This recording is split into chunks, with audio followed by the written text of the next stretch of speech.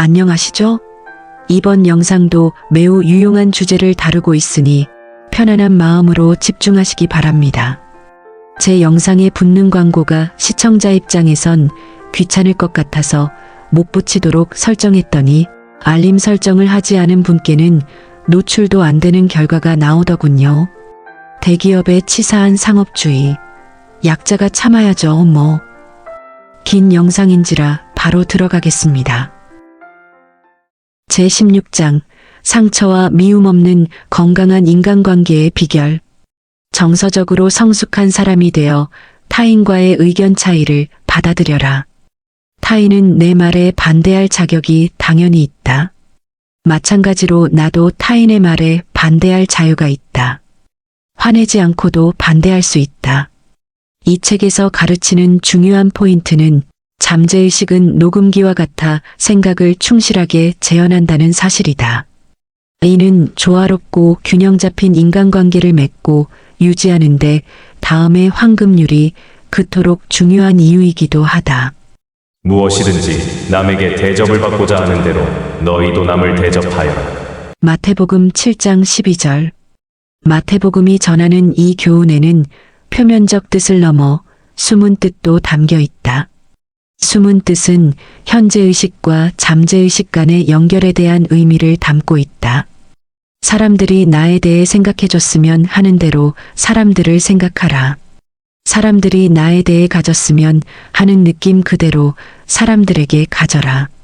사람들이 나에게 해줬으면 하는 행동 그대로 사람들에게 행동하라. 예를 들어 회사 동료에게 정중하고 예의 바르게 대했는데 정작 그 동료는 매몰차게 등 돌리는 모습을 보여 마음속에 동료에 대한 비판과 원망을 품었다고 해보자.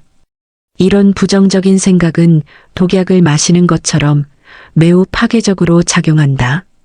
내가 만들어내는 부정적인 에너지는 내 안의 활력, 열정, 힘, 인도, 선의를 빼앗아간다. 부정적인 생각과 감정이 잠재의식에 스며들면 삶에서 온갖 문제와 병이 나타난다. 행복한 관계의 비결. 비판을 받지 않으려거든 남을 비판하지 마라. 너희가 남을 비판하는 그 비판으로 너희가 비판받을 것이요 너희가 헤아리는 그 헤아림으로 너희가 헤아림을 받을 것이다. 마태복음 7장 1, 2절.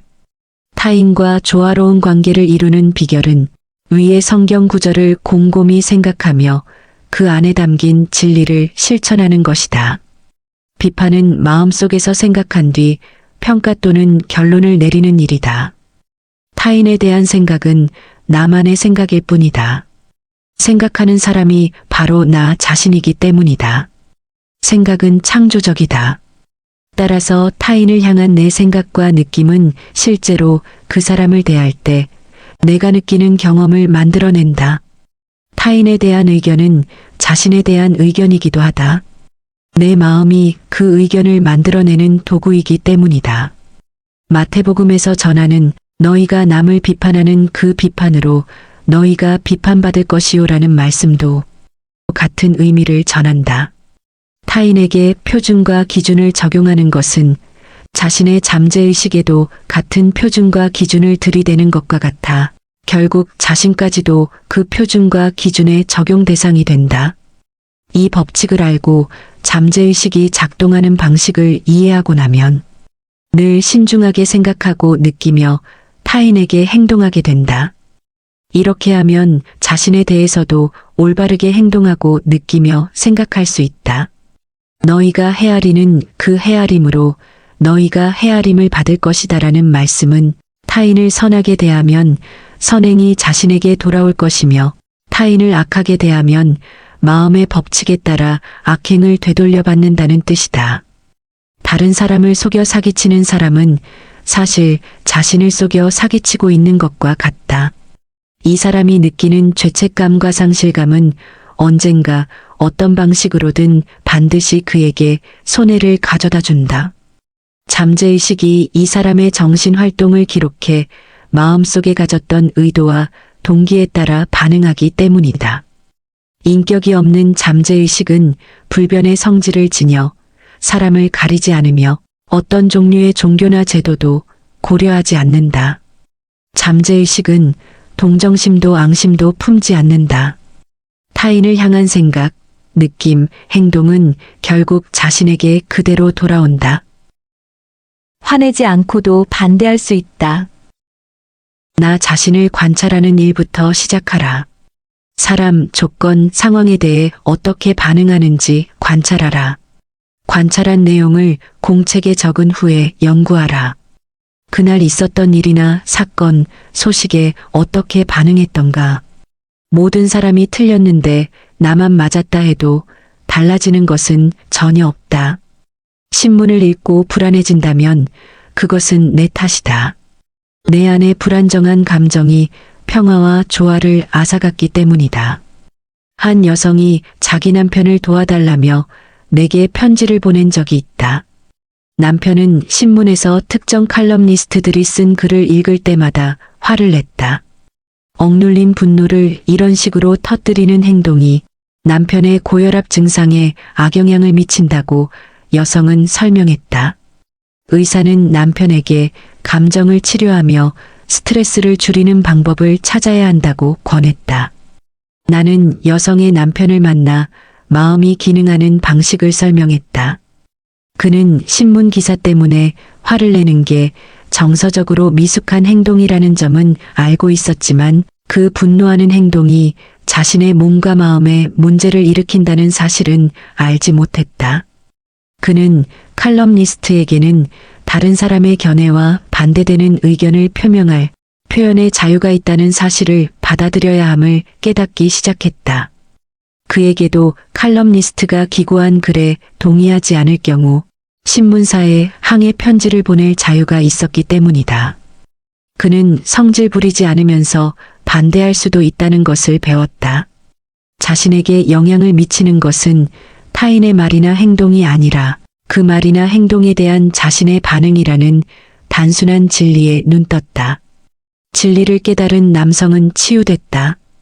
그는 훈련에 의해 아침마다 성질 부리는 태도도 조절할 수 있다는 점도 깨달았다. 이후 아내가 내게 말하길 마침내 남편은 그토록 싫어하던 칼럼니스트의 글을 읽으며 웃는 법을 배웠다고 한다. 그는 신문 기사에 그토록 예민하게 반응했던 자신을 돌아보면서 웃는 법도 배웠다. 신문 기사는 더는 그를 방해하거나 괴롭히거나 귀찮게 하지 못한다. 감정적으로 평정심과 차분함을 기른 덕분에 고혈압 증상도 아주 많이 호전됐다. 대화 습관을 바꾸면 인간관계가 풀린다. 대기업 임원 비서로 일하던 신시아는 동료 중 몇 명이 고깝게 느껴지는 것이 고민이라며 나를 찾아왔다. 신시아는 여성 동료들이 모여 자기를 험담하며 안 좋은 소문을 퍼뜨린다고 믿었다. 그녀는 여성들과의 관계에서 문제를 종종 겪는다는 사실을 인정하며 남자들은 좋지만 여자들은 싫어요라고 말했다. 계속 대화를 나누다 보니 신시아가 거만하고 고압적이며 짜증스러운 목소리로 사람들에게 이야기한다는 사실을 느낄 수 있었다. 그녀는 잘난 체 하는 사람처럼 말하는 습관이 있었다. 그래서 어떤 사람들에게는 그녀의 목소리가 거슬리게 들릴 수도 있었다. 신시아는 이 사실을 몰랐다. 그녀는 동료들이 자기를 어려운 상황에 몰아넣으며 재미있어 한다는 사실에만 집중했다.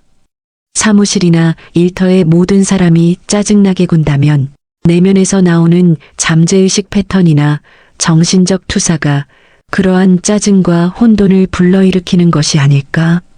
걔도 자기를 싫어하거나 무서워하는 사람을 보면 더 사납게 짖는다. 동물도 인간의 잠재의식이 일으키는 진동을 감지해 그에 따라 반응한다. 같은 관점에서 보면 인간도 개나 고양이를 비롯한 다른 동물만큼이나 민감한 감각을 지니지 않았는가? 동성을 싫어하는 신시아에게 나는 기도를 해보라고 제안했다. 영적 가치에 따라 자신을 발견하고 삶의 진리를 확언하기 시작할 때 여성들을 향한 증오가 완전히 사라질 것이며 타인의 증오를 불러일으키는 목소리와 언어 패턴도 함께 사라질 것이라는 설명도 덧붙였다. 신시아는 인간의 감정이 말과 행동, 그를 비롯한 삶의 모든 모습에서 나타난다는 사실을 깨닫고 놀라워했다. 나와의 대화 이후 신시아는 억울하고 화난 것처럼 말하는 습성을 멈췄다. 그리고 주기적이고 체계적인 기도 패턴을 만들어 회사에서 열심히 실천했다. 신시아에게 성공을 가져다 준 확언은 다음과 같다. 나는 다정하고 조용하고 평화로운 방식으로 생각하고 말하며 행동합니다. 지금 나는 나를 비판하고 험담했던 모든 사람에게 사랑과 평화, 관용, 온정을 베풉니다. 나는 평화, 조화, 선의를 향해 생각의 닻을 올립니다. 부정적으로 반응하려 할 때마다 나는 내면의 조화, 건강, 평화의 법칙에 따라 생각하고 말하며 행동합니다라고 되뇌입니다. 창조적인 지능이 모든 길에서 나를 이끌고 다스리며 안내합니다. 이 확언을 실천하자 신시아의 삶이 바뀌었다. 비판과 짜증으로 가득하던 직장 내 분위기가 조금씩 사라지는 것이 그에게 느껴졌다. 동료들은 그의 인생을 함께하는 친구이자 동반자가 되었다. 신시아는 자신을 탓할 사람은 자신뿐이며 변해야 할 사람도 자신뿐이라는 진리를 깨달았다. 내면의 생각이 앞길을 막을 수 있다. 어느 날 영업사원으로 일하는 짐이 나를 찾아왔다. 그는 회사 영업부장과 함께 일하는 게 어려워 속상해하고 있었다. 짐은 10년 동안 회사에 다녔는데도 승진은커녕 단 한 번도 인정받지 못했다. 짐은 내게 자신이 올린 판매 실적도 보여줬다. 지역 내 다른 영업사원들과 비교하면 그의 실적이 뛰어나다는 것이 바로 보였다. 그는 부장이 자신을 싫어하며 부당하게 대우한다고 주장했다. 부장은 회의 때 짐이 내놓는 의견을 비웃었고 때로는 그에게 유난히 무례하게 굴기도 했다. 상황을 자세히 들은 뒤 나는 짐에게 원인은 주로 자기 자신에게 있다고 설명했다. 상사의 반응은 상사에 대해 짐이 가진 생각과 믿음을 드러내는 증거였다. 상대에게 가하는 잣대를 자신에게도 들이대야 한다. 짐은 속으로 영업부장이 무례하고 편협하며 심술궂은 사람이라 생각하며 그에 맞는 잣대를 상사에게 들이대고 있었다. 짐의 마음은 상사를 향한 응어리와 적대감으로 가득했다. 출근을 하면서도 짐의 머릿속은 상사를 향한 비판, 정신적 갈등, 거센 비난으로 가득 차 있었다. 짐이 속으로 하는 생각은 자신에게 고스란히 되돌아올 수밖에 없었다. 나와의 대화가 끝날 무렵 짐은 자신이 내적으로 굉장히 파괴적인 언어를 구사하고 있다는 사실을 깨달았다. 속으로 조용히 상사를 비난하고 욕하는 동안 자라난 생각과 감정이 자신의 잠재의식에 영향을 끼치고 있었다. 잠재의식의 영향에 따라 상사는 짐을 향해 부정적인 반응을 쏟아냈다. 잠재의식은 짐의 대인관계와 심신 건강에도 악영향을 미쳤다. 나는 다음 확언을 외우라고 강력하게 설득했고 짐은 나의 조언을 따랐다. 내 우주 안에서는 나만이 생각하는 사람입니다. 내가 상사에 대해 갖는 생각은 내 책임입니다. 상사는 내 생각에 책임이 없습니다. 나는 그 어떤 사람, 장소, 물건도 나를 괴롭히거나 방해하도록 내버려 두지 않습니다. 나는 내 상사의 건강, 성공, 내적 평안, 행복을 바랍니다. 나는 그의 안녕을 진심으로 바랍니다. 또한 나는 그가 모든 면에서 인도를 받는다는 것을 압니다. 짐은 이 확언을 천천히 조용히 실감나게 여러 번 소리내 외웠다. 확언을 하며 그는 자신의 마음은 정원이며 정원의 뿌리는 씨앗에 맞는 꽃이 피어난다는 사실을 깨달았다. 나는 그에게 잠들기 전 심상을 시각화하는 법도 가르쳤다. 그는 상사가 자신의 실적 달성을 축하하고 열정적으로 일하는 태도를 칭찬하고 고객에게서 받아낸 긍정적인 답변을 인정해주는 장면을 상상했다. 그는 이 모든 장면을 현실처럼 생생히 느꼈다. 상사와 악수할 때 느껴지는 손의 촉감, 상사의 목소리 톤, 상사의 얼굴에 번진 미소까지 실감나게 느꼈다. 그는 자신의 능력을 최대한 발휘해 마음속 영화 한 편을 완성했다. 잠재의식은 현재의식이 만들어낸 이미지를 받아들이는 도구라는 사실을 인식하면서 매일 밤 이 마음속 영화를 보고 또 보았다. 정신적, 영적 삼투라 할 수 있는 이 과정을 실천하자. 짐의 잠재의식에 그가 만든 심상이 점점 자리 잡기 시작했다. 변화한 잠재의식은 곧장 바깥으로 표출됐다.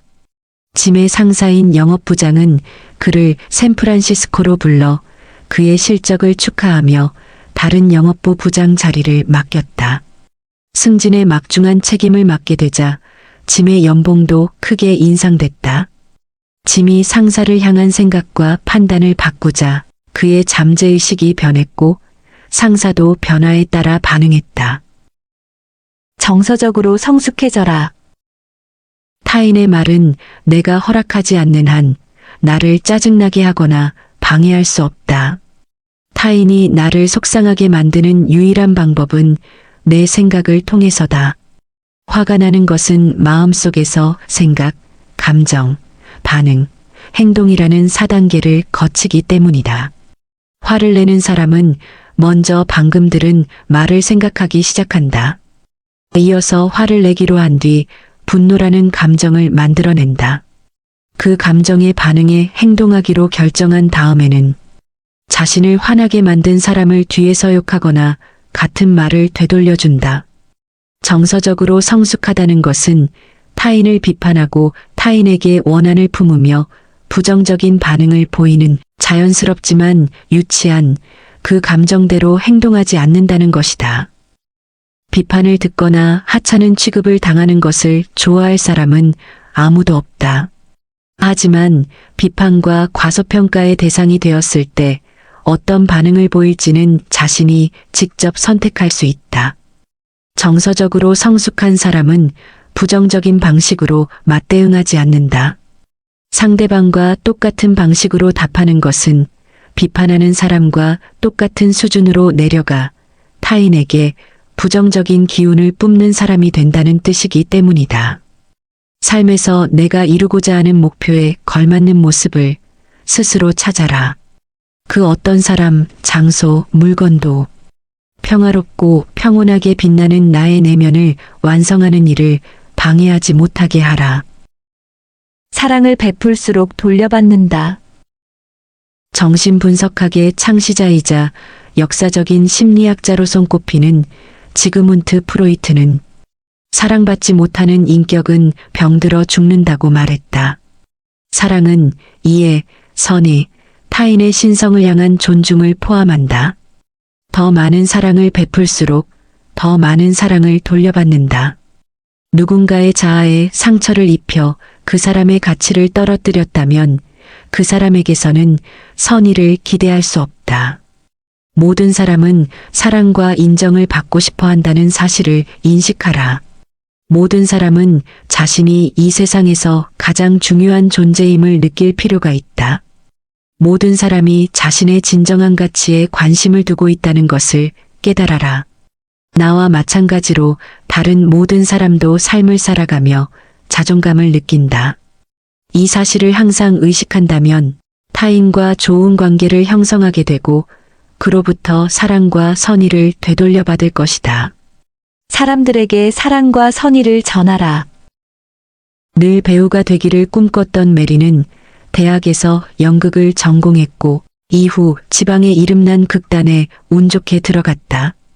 입단 후 열연한 첫 공연에서 메리는 관객들로부터 야유를 받았다. 충격을 받고 화가 난 그녀는 이 지역 사람들은 멍청하고 무지하며 수준도 낮다며 미워했다. 그 지역에 연고가 없던 메리는 끔찍한 시간을 보내다 결국 극단에서 해고됐고 고향으로 돌아가 식당 종업원으로 일했다. 어느 날 한 친구가 그녀에게 뉴욕 타운홀에서 열리는 강연을 들으러 함께 가자고 했다. 강연 주제는 나 자신과 잘 지내는 법이었다. 이 강연이 메리의 인생을 바꿨다. 메리는 지방극단에서 일하던 시절 자신이 너무 과민 반응했다는 사실을 깨닫기 시작했다. 그때 공연한 작품이 썩 좋은 작품은 아니었고 자신도 이제 막 입단한 배우였으니 아마 최고의 연기를 관객에게 보여주지 못했을 거라는 사실을 인정했다. 잘못은 공연장을 찾아온 관객이 아니라 관객의 반응을 그릇되게 받아들이고 부정적인 에너지를 가득 품은 채 관객에게 등을 돌린 자신의 태도에 있었다. 메리는 배우가 되겠다는 평생의 꿈을 이루고자 다시 무대로 돌아가기로 했다. 그리고 관객과 자신을 위해 진심으로 기도하기 시작했다. 매일 밤 무대에 오르기 전에 사랑과 선의를 사방에 전했다. 평화가 모든 사람의 마음을 가득 채우고 있기에 모두가 솟구치는 영감을 지녔다는 생각을 습관적으로 반복했다. 매 공연마다 관객에게 사랑의 에너지를 보냈다.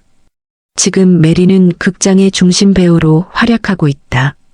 타인에게 보낸 선의와 존경심을 되돌려 받은 것이다.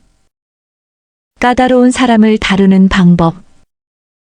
이 세상에 까다로운 사람들이 존재한다는 것은 놀랍지 않은 일이다. 마음이 뒤틀리고 꼬인 사람들은 상대하기 어렵다. 못된 마음을 지닌 이런 사람들은 남에게 시비를 걸고 사람들과 일할 때 협력하지 않으며 심술을 부리거나 냉소적이고 시큰둥한 자세로 삶을 살아간다. 마음의 병을 앓는 이들의 마음이 비뚤어지고 일그러진 이유는 과거의 경험 탓인지도 모른다. 이런 사람은 어떻게 다뤄야 할까? 나 역시 싫은 티를 내며 부정적인 에너지를 그대로 돌려주고 싶다는 유혹에 빠지기 쉽다. 하지만 이렇게 하려면 부정적인 에너지를 가장 먼저 자신에게 보내야 하므로 결국 모든 부정적인 영향이 나에게 돌아온다. 그러니 원수를 은혜로 갚도록 노력하라. 이 방법은 까다롭고 불쾌한 태도에서 오는 부정적인 영향을 막아주는 갑옷과도 같다. 또한 내가 보인 연민과 이해심을 느낀 상대의 마음속에서 변화가 시작될 수 있다. 불행은 친구를 찾는다. 증오, 좌절, 왜곡, 비뚤어진 마음으로 이루어진 인격은 무한한 힘과는 거리가 멀다. 이런 인격을 가진 사람은 평화롭고 행복하고 즐거운 사람을 원망한다. 비뚤어진 인격을 가진 사람은 자신에게 친절하게 선의를 베푼 사람을 비판하고 비난하며 욕한다. 나는 이렇게 불행한데 왜 너는 그렇게 행복한 거야? 라는 생각에 선한 사람을 밑바닥으로 끌어내리고 싶어 한다. 불행은 벗을 부르기 마련이라는 오래된 격언은 여전히 유효하다. 이 격언처럼 나만 불행할 수 없다고 생각하는 사람들이 많다. 격언에 담긴 뜻을 이해하면 평정심과 침착하고 냉정한 태도를 유지할 수 있다. 런던에서 내 강연을 들은 브루스는 내게 자신의 경험을 들려줬다. 그는 자신이 사는 지역사회의 환경 개선 사업을 펼치는 자원봉사기관에서 활발히 활동했다. 자원봉사자 대부분은 묘목 심기, 정원 가꾸기, 낙후 지역 정비, 건물 수리 등 여러 업무에 관심을 보이며 열심히 일했다. 그런데 다른 자원봉사자들이 제안을 내놓을 때마다 사사건건 반대하는 한 사람이 있었다. 그뿐만 아니라 이 사람은 다른 자원봉사자들이 봉사활동에 참여하는 동기마저 끝없이 비난했다. 그가 모임에 참여할 때마다 분위기가 나빠져 참석자 수가 점점 줄어들었다. 자원봉사자 중 몇 명이 브루스를 찾아와 함께 힘을 합쳐 불평꾼을 쫓아내자고 했다. 이들의 제안을 받아들이려던 브루스는 이런 방법을 쓰면 불평꾼은 비뚤어진 태도를 영원히 고치지 못할 것이라는 생각이 들었다. 그래서 브루스는 불평꾼이 유쾌하고 협력적인 일원으로 변하는 모습을 시각화하기 시작했다. 매번 모임에 참여하기 전 브루스는 조용한 곳에서 다음의 확언을 반복해서 되뇌었다. 나는 내 안에 있는 조화와 평화의 원칙을 진심으로 따르며 생각하고 말합니다. 우리 기관의 목표를 달성하기 위해 함께 모인 모든 사람도 친절한 마음씨를 갖고 나처럼 생각하며 영적 질서를 따릅니다. 불화와 갈등은 존재하지 않습니다. 우리가 무슨 일을 하든 창조적인 지성이 우리를 이끌고 다스리며 안내합니다. 몇 주가 지나자 늘 불평하며 문제를 일으키던 남성이 새로운 계획을 제안했다. 그는 심지어 너무나 쾌활하고 협력적인 방식으로 자신의 계획을 발표했다.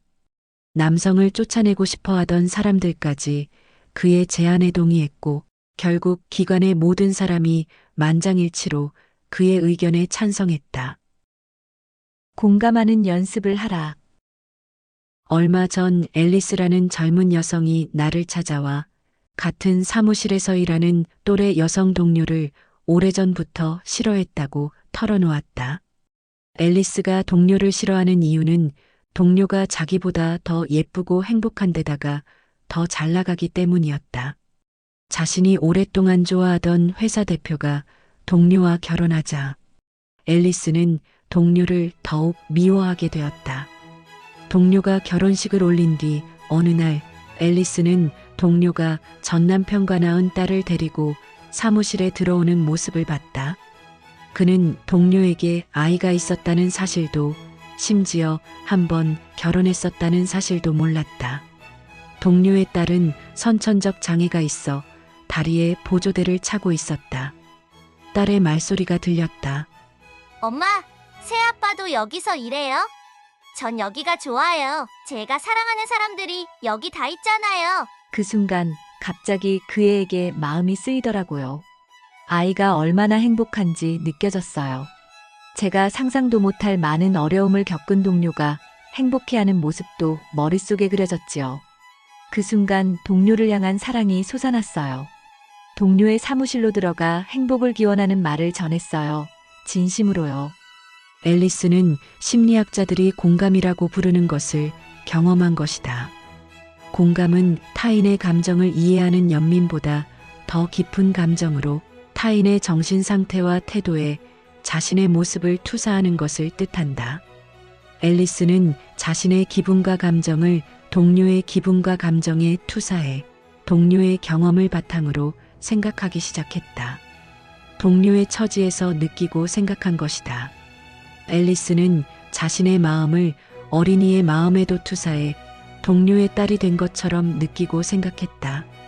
타인을 해치고 싶거나 타인에 대해 안갚음을 하고 싶다는 유혹이 들 때마다 자신의 마음을 타인의 마음에 투사하라. 그 사람의 감각과 감정을 느끼고 그 사람이 생각하는 대로 생각해보라. 회유가 승리하게 둬서는 안 된다. 타인이 분노 발작이나 눈물 공세 같은 정서적 협박 수단을 동원해 나를 이용하여 자신의 목적을 달성하도록 내버려 두지 마라. 이런 사람들은 타인을 자신의 종으로 만들어 마음대로 부리려는 독재자나 다름없다. 친절하지만 단호한 태도를 유지하고 굴복하지 마라. 회유가 승리하게 둬서는 안 된다. 이기심에 가득 차 욕심을 부리며 불량스러운 행동을 일삼는 자들을 돕지 마라. 옳은 일을 해야 한다는 것을 기억하라. 나는 이상을 실현하고 영원한 진리와 삶의 영적인 가치를 누리기 위해 존재한다. 자신의 이상을 지켜라. 지구상에 존재하는 모든 사람을 향한 축복만이 평화, 행복, 성취에 이바지할 수 있다는 사실을 명확하고 절대적으로 인지하라. 부분의 조화가 전체의 조화다. 부분을 위해 전체가 존재하며 전체를 위해 부분이 존재한다.